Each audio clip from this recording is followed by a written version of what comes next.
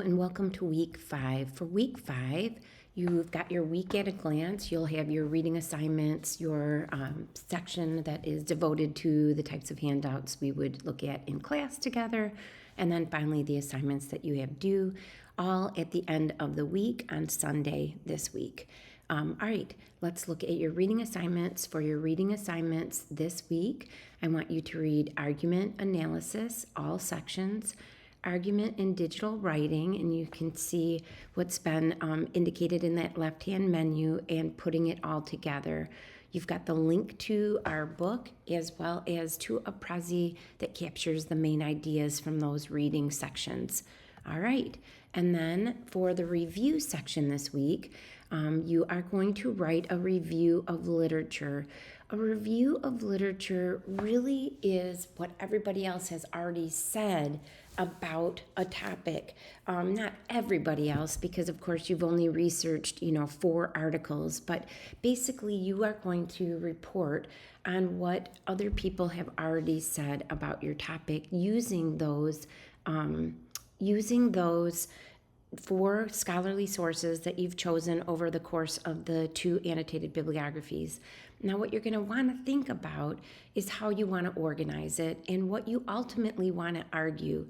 So you're probably, after reading through these articles, you've come up with something that you want to assert or explain about the site, group, or culture that you've been researching. So that's going to become the foundation of it. You're going to argue that, for example, people who go to gyms, go there for health, mental health, and emotional wellness benefits or something like that. And then you're going to build out your body paragraphs to kind of work in an organizational pattern that reinforces that thesis that you've created.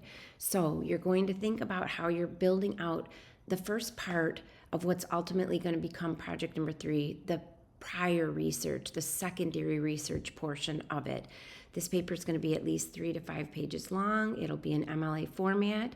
You're going to include in-text citations from those articles in a works cited page, and you want to include subtitles to clarify the content of each section. And you do, your level 2 headings, which your title of your paper is a level 1 heading. Level 2 headings are left aligned and in all capital letters, and they're in a different font. So I've given you a sample project 2. We'll get to that in a minute to kind of illustrate that.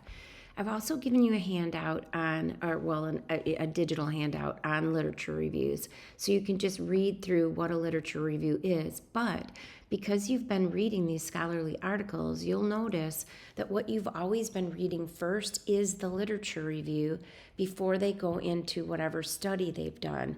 So all of that information before the methodology, that's a literature review. That's setting the stage for this topic. And ultimately, the methodology that you guys are going to be adding is your observation and your interview.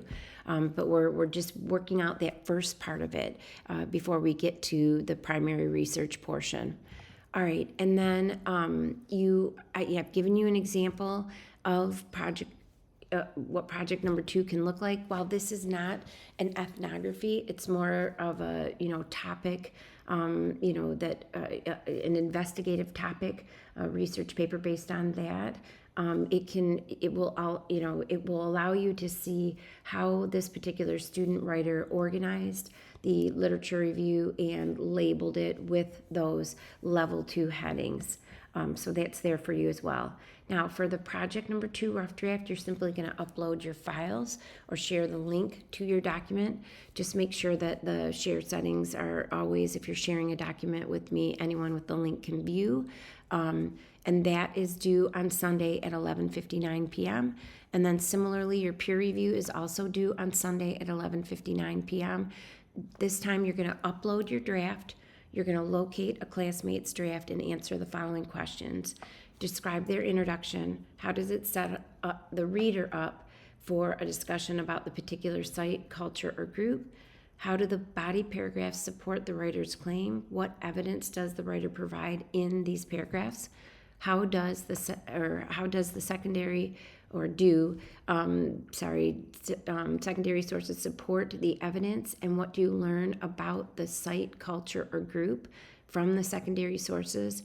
And in reading this draft, what do you think your classmates' strongest rhetorical appeal is and why?